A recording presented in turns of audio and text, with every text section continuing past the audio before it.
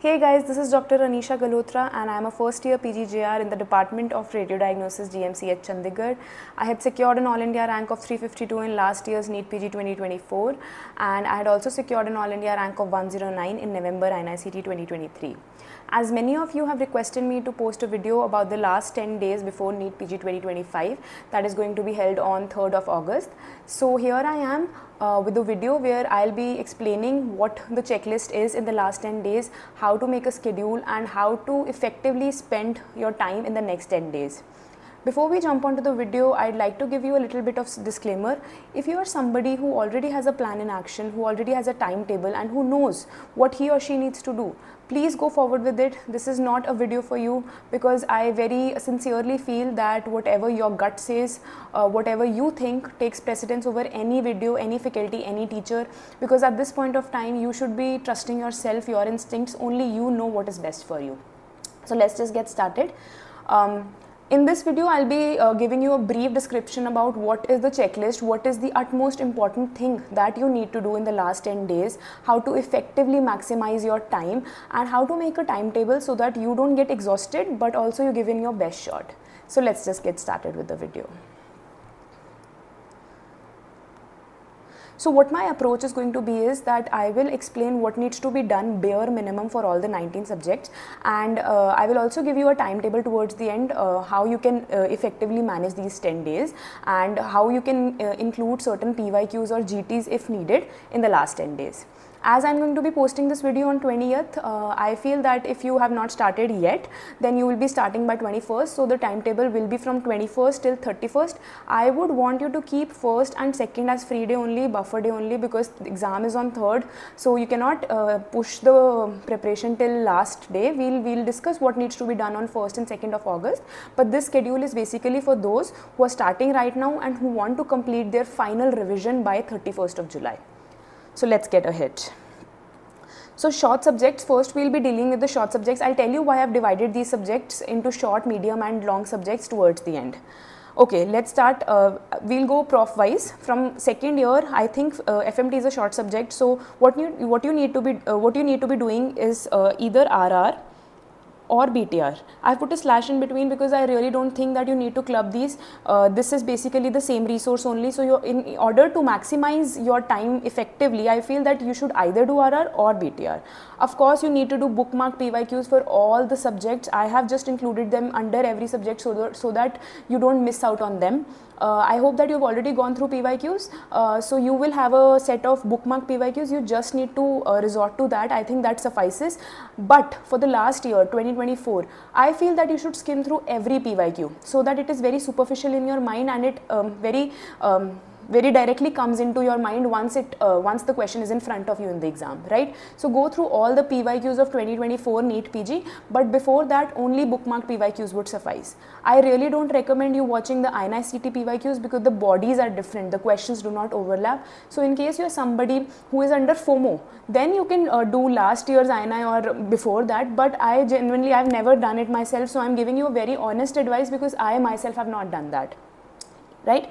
Secondly, FMG. If you are somebody who has not yet solved FMG papers, I feel you should solve FMG paper of the last 1 year. There are 2 papers, so you can solve 2 sets of these paper of the last 1 year. If this year also FMG paper you have, then you can solve that. But then 2024 2 papers and then 2025 1 paper. That's it. That is what you need to do for FMG. Right?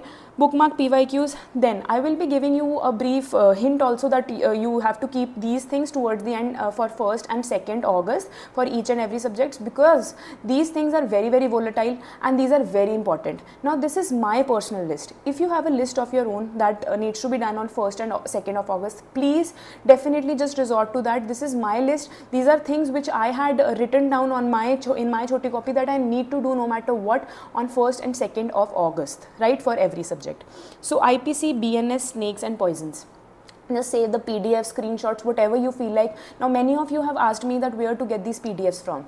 I have, I just used to write it on Telegram. I used to search it on Telegram, and whatever I used to find was the best for me, I used to save that and look at them in the last 1-2 days, right? This is what you can do for FMT. Then for Psych, BTR is more than enough. You don't need to do RR. You have a time crunch. BTR will take not more than 2 hours because you already must have mastered it. So just do BTR for Psych, and then bookmark PYQs, of course. And what I mean by timelines is that for every disease of Psych, you need to know what the timeline is. When will you call that particular disease as that particular disease, after how much time. So that timeline table, which you can easily get in either first aid or BTR, you take a screenshot of that and do revise it on 1st and 2nd of August. Right. Secondly, jumping on to Derma, BTR is definitely more than enough. Bookmark PYQs and images. Now Derma fetches you a lot of questions from images, direct images, of course. So what you can do is you can either find a PDF. You have to just search on Telegram Derma important PDFs. Whatever you want to search, whatever you feel like is the best for you, just save it and skim through these images last 1 to 2 days before your exam. It will really help. Right. Jumping on to anesthesia, BTR is more than enough. Bookmark PYQs you need to do.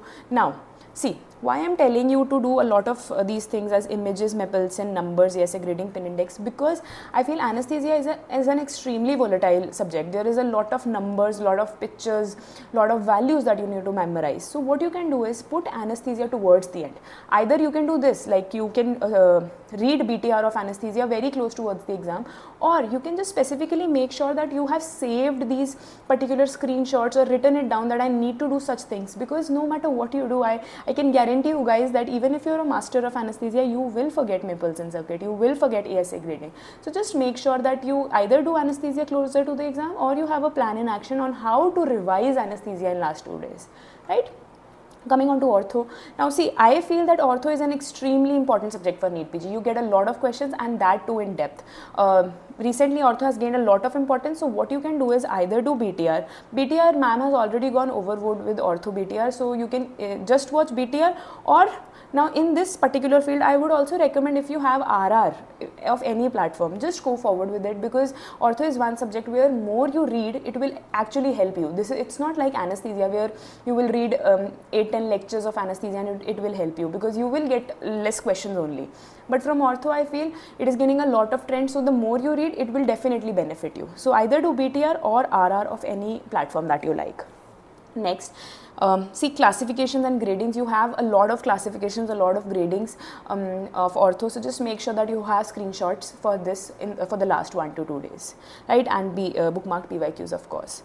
Then for radio, I feel that you can just resort to OG Dr. Zainab Vora's BTR RR. It is a 6-hour long videos. If you don't want to revisit the video, you can just go through the PDF of the theory and just take screenshots of the images which you feel are volatile for you. But guys, radiology is one subject which will come always as integrated with other subjects. You will really get asked typical core questions from radiology. So what you need to make sure is that whatever Zainab ma'am has taught which is volatile, you take screenshots of those. Right, the proton beam effect, things like one-liners, definitely you have to know that. But apart from that, whatever images are integrated either with surgery or medicine, you need not take screenshots of that if that is already in your system, but just make sure that you are very aware of that particular disease and how it presents radiologically, right? And bookmark PYQs, of course. Now let's go on to the medium subjects. First of all is anatomy. So see, I have a very different view of anatomy from other people. I feel that anatomy is one subject which will definitely decide your rank, because I have talked to a lot of people and I feel that anatomy, people are very, very afraid of anatomy, and anatomy is weak for every person. Of course, it's like a very extremely factual subject, and people just need to, people want to have a shortcut to anatomy, but I don't feel that there is. So what you can do is maximize anatomy by doing BTR. First of all, just master BTR. Promise yourself that you will not get even one question wrong from BTR, because I have gone through Zainab ma'am's anatomy BTR, and she has very, very precisely, very finely done the job, and she has, taken out topics which will definitely get asked. So just master BTR. But then I genuinely feel that you should definitely resort to RR. RR of Marrow, Ashwini sir is an amazing teacher. He has somehow compiled everything that you need to know. If you can somehow manage to do anatomy RR from Marrow, you will definitely get an edge. You might just get 8 to 10 questions, definitely that is the case. You will not get a lot of questions, but those 3-4 extra questions, that jump that you need, will definitely help if you go and do the BTR if you go and do the RR of Marrow, right? And also one more tip, just keep anatomy towards the end, very close to the exam. I used to do pharma and anatomy. The last 2 subjects I used to do was pharma and anatomy, because these are extremely volatile. You can never be confident for anatomy. And do bookmark PYQs, of course. And people do forget these histopath images. This is one niche topic which gets left out. So what you can do is either save histopath PDF of Dr. Ashwini sir. See, people have asked me about these histopath PDF a lot. I had just taken it out from Telegram. If you are in a particular group, if you can search it on Telegram, please do that. I genuinely don't have it. If in case I had it, I would have already posted it on my YouTube video or Instagram channel. But guys, there is this video of Dr. Ashwini sir histopath images, which is very easily available. Just resort to that. You need to know how each histopath images looks like, because this is one thing which will definitely give you an edge. Then jumping on to biochemistry, just do BTR. In fact, to be honest guys, I had not done anything apart from BTR and first aid for biochemistry. I had not done RR of any platform, because guys, at this point of time you need to maximize. And also I feel that Zena ma'am or first aid has covered everything that you need to know for biochemistry. So just master BTR. You need not resort to first aid. Zena ma'am has done everything, has added everything which you need to know from first aid for biochemistry. And do bookmark PYQs and just close the chapter of biochemistry. Biochemistry and microbiology will be the 2 subjects which are extremely volatile, but will fetch you the maximum amount of marks. Why I am saying this is, guys, because these are the subjects which will give you questions which are from your PYQs. Same questions, same type of questions are getting repeated. So just make sure that you do less, but you do it in such a way that you don't get even one question wrong from either micro or biochem, right? Jumping on to physiology. Now, physiology is one subject which gets asked a lot in INI-CET, but as far as NEET is concerned, I feel it gets integrated. You will get 2-3 isolated questions from physiology. So what you can do is master BTR, but I feel that BTR is a little too less for physiology. You just have 1 or 2 hour video. So in case you are somebody who has a lack of confidence in physiology, I feel you can do RR of your choice. But at the same time, guys, if you feel that you have a crunch of time and you have to decide whether to do physiology or some other subject, just choose any other subject. Guys, I'm sorry, this is just my own personal opinion that physiology will not fetch you a lot of questions, but than any other subject. So if you have to make a choice, then definitely go for any other subject than physiology RR. But if you do have time and if you can somehow squeeze in that extra hours, just go for physiology RR of platform of your choice. It will give you that boost, that confidence for physiology, right? Do bookmark PYQs, of course. And one more thing which is non-negotiable at this point of time for you is graphs class and formula class of BTR. Guys, Zena ma'am has done an amazing job. Please don't waste it. Just watch the graph class and formula class. No doubt this is more important for INI-CET, but in case you do get questions from this graph class and formula class, there is no other way for you to know besides this Zena ma'am's compiled module. So just go and watch it once. If you have certain doubts, there are certain volatile things which you have to just cram. Just take screenshots of these graphs. At this point of time, you need not even know the concept. You just need to get to the right answer. So by hook or by crook, just take that screenshot and just skim through it 1 to 2 days before your exam, and then you're sorted. Next, we have microbiology. Micro, just as I said, BTR is more than enough, and bookmark PYQs. Right, so jumping on to pathology. Pathology is one subject which will get asked a lot in the exam. You will not even realize it, how much pathology gets asked. It gets asked as a medicine question, so you feel like it was a medicine question, but it actually was a path question. So if you can just just go that extra mile for physiology and pathology, right? For pathology, just do BTR, but BTR alone does not suffice. You have to go through RR. Whatever platform that you have chosen, Preeti ma'am, Ila ma'am, whatever you have chosen, just go forward with it and do RR at this point of time. You have to give that extra time, extra devotion for pathology. It will genuinely help you in the exam, guys. Then do bookmark PYQs. Also, I feel if you have time, please go watch Robin's class from Zenna ma'am compiled modules. Pathology is one subject, again one more subject where the more you do, the more questions you will get right, the more marks it will fetch you. So go that extra mile for pathology, I feel.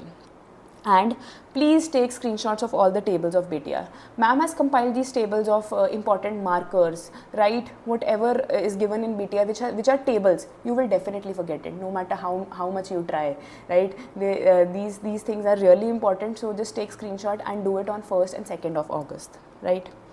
Now jumping on to I and ENT, see I and ENT are not very high yield subjects for NEET, I would say. Also I feel these are two subjects where either you know the question, and which is like extremely easy, or these are out of the blue. No matter how much hard you try, you will get these questions wrong. So you should, at this point of time, you should study those subjects where studying that subject will actually benefit you. I don't think I and ENT are those subjects. You will either get very, very extremely easy questions which will be solved through either BTR or RR, or you will get such difficult questions that even ophthalmologists cannot solve it, right? So I feel choose one thing, either RR, BTR, both are same. Generally they both are same. Just choose one out of the two and then do bookmark PYQs. Also, just take screenshots of these images. If you want to save a PDF from Telegram, you can do that. But I had saved a PDF of both I and ENT because these are particular image-based questions which get asked from, especially from I, right? So just save that for 1st and 2nd of August. Then we have pediatrics. Peds is also not a very high yield subject for NEET, right? If you see, isolated questions from Peds are not more than 3 to 4. These are either clubbed with medicine only. So you can just do BTR, bookmark PYQs, and also yeah, milestones. Milestones is one thing. Please save it for 1st and 2nd of August. You cannot be confident for milestones. Jumping on to the last thing is long subjects. Okay, so I have included pharmacology as long subject because I feel it is an extremely high yield subject. Guys, no matter how bad you feel for pharmacology and how much you want to run from pharmacology, I feel the person who has an edge in pharmacology definitely shines in the exam. I myself was this person who used to love pharmacology because of GRG sir. If in case you can somehow put in that extra time, you can somehow convince your mind to go through, to suffer and just like go through the GRG sir's main notes even in the last 10 days, it will help you.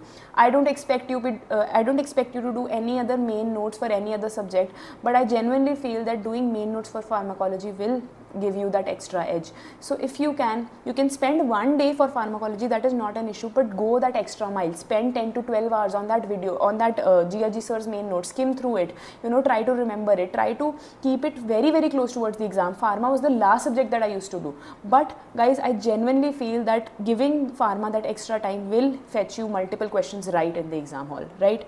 So do GRG sir main notes, or in case you have made your own notes, that takes precedence over anything. Then do bookmark PYQs. Recent updates both for PSM and pharma you need to do, guys. Just watch a video on YouTube, very easily available, right? You need to know MMR, IMR and recent drugs which have come up. Zenna ma'am teaches it in the last Mega NEET BTR. You can watch that as well, but in case you're not a avid BTR user, just write it on YouTube and you will find these recent updates, right? You just need to know these few numbers of what the IMR is, what the recent census is, right? Just that. It is enough. For PSM, do either BTR and RR. PSM is also one more subject where the more you do, the more number of questions you get right. So you can either do BTR if you feel like you can club these, but I feel that you will not be able to. You will get overwhelmed from BTR PSM only. So if you want to just do BTR, just make sure that the numbers, whatever tables ma'am has given in the BTR comment, just make sure that you know them by heart. It is very important. Each and every word given in PSM BTR is important. Trust me, guys. Whatever pictures ma'am has shown and whatever is written below those images are important. Just make sure that not even one point of BTR PSM gets missed. It will definitely help. Then do bookmark PYQs, and of course numbers and tables. What are the guidelines for PHCs, CHCs, that table, and what are the recent updates, what is the recent IMR, what are the recent targets, the SDGs, things like that. Just make sure that you have a plan in action and you have saved these tables for the last 2 days. Medicine.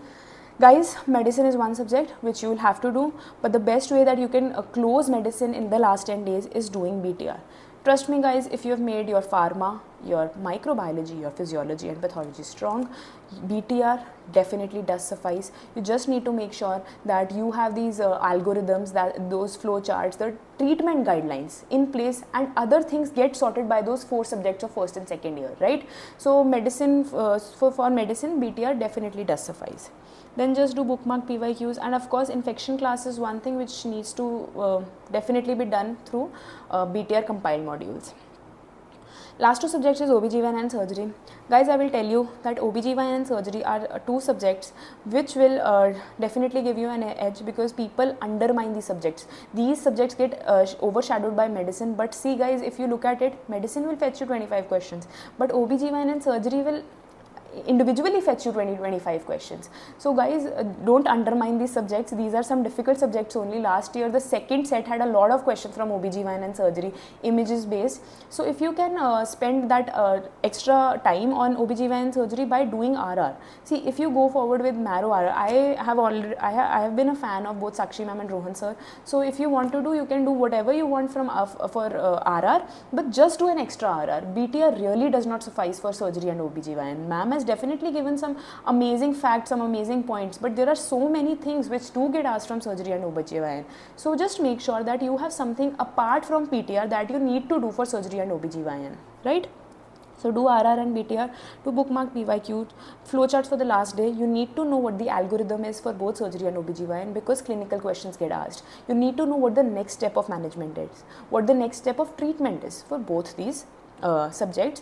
I had prepared these flowcharts, small flowcharts for abruptio, for placenta previa, for PPH, things like that, right? And I had pasted it on my wall, and I used to revise it daily in the morning. I used to just look at it, and then it got it into my system. So I just knew that what a 36 weeker having abruptio, what is the treatment will look like, right? So just know that. And cancers, of course, please do not miss out on OBGYN cancers. It is unforgivable. You can get any cancer question wrong, but not cancer question from OBGYN. The 4 OBGYN cancers, you need to know it by heart, every staging, every grading, and what the treatment looks like of every stage, right? Please just remember that you need to know these 4 cancers by heart. Apart from this, I don't care. This is how triaging looks like. Just make sure that what has the maximum probability to get asked, you should know that by heart. If you get a question from lung cancer, that will still be forgivable, because most of your peers will get it wrong, but none of your peers will get a vulvar cancer question wrong. So just make sure that you are very thorough with it.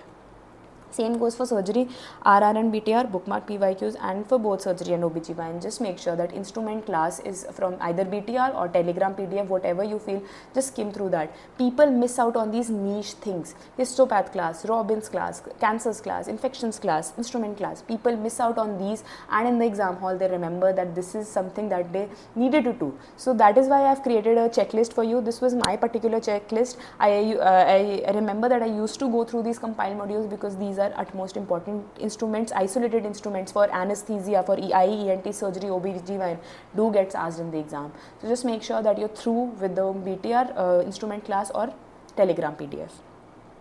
Now next 4-5 minutes I will just wrap up, guys, so please just bear with me, it will definitely help you. How many hours to study? So I feel that you should at this point of time make a very reasonable, very sustainable goal. You don't have to slack also, but at the same time you just don't have to overburden yourself. So in case, I mean, what best plan of action should be that you should give in your best shot. If you are somebody who can sit for 10-12 hours, please go forward with it. How much you can push yourself at this point of time will definitely help you, but at the same time just make sure that you need to be ready for the exam day.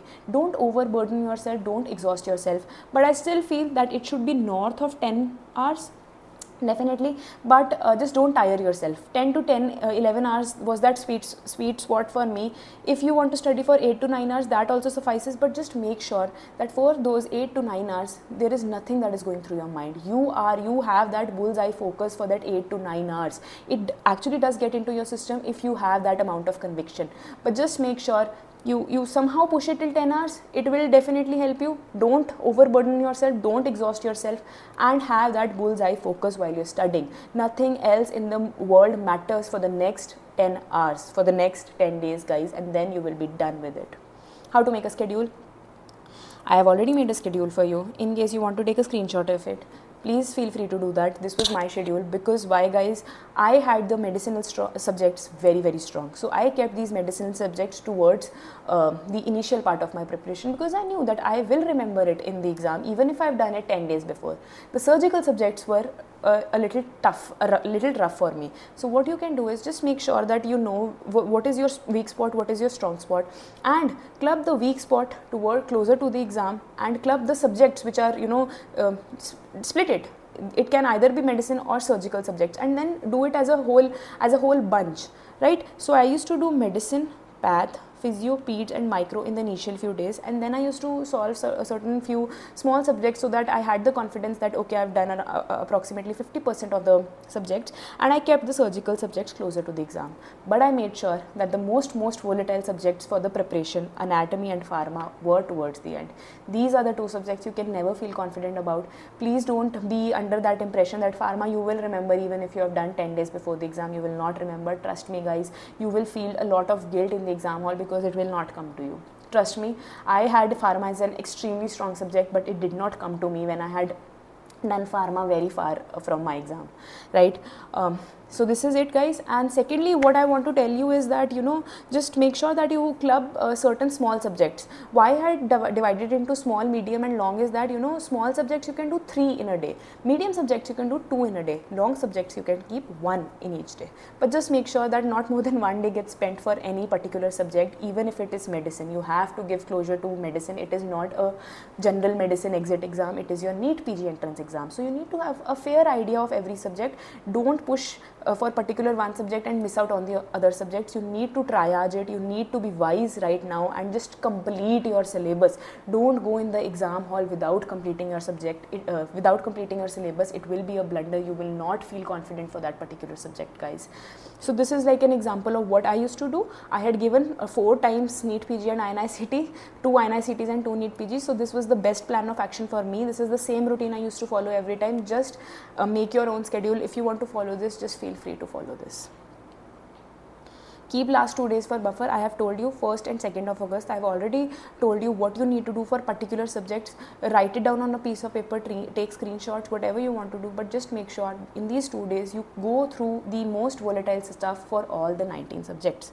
GTs, I don't feel you should give even one single GT in the next 10 days. It will just bring your morale down. It will not benefit you. You will also waste your time you will waste the time which would have gone in preparing, which would have gone in reading the theory. So GT is a big no-go for me. If you want to do, please go forward with it, but just make sure you are done with your syllabus. Otherwise, you will feel very, very guilty in the exam that I could have, you know, completed my syllabus had I not given the GT. Questions? Bookmark PYQs is the only thing which I would recommend you.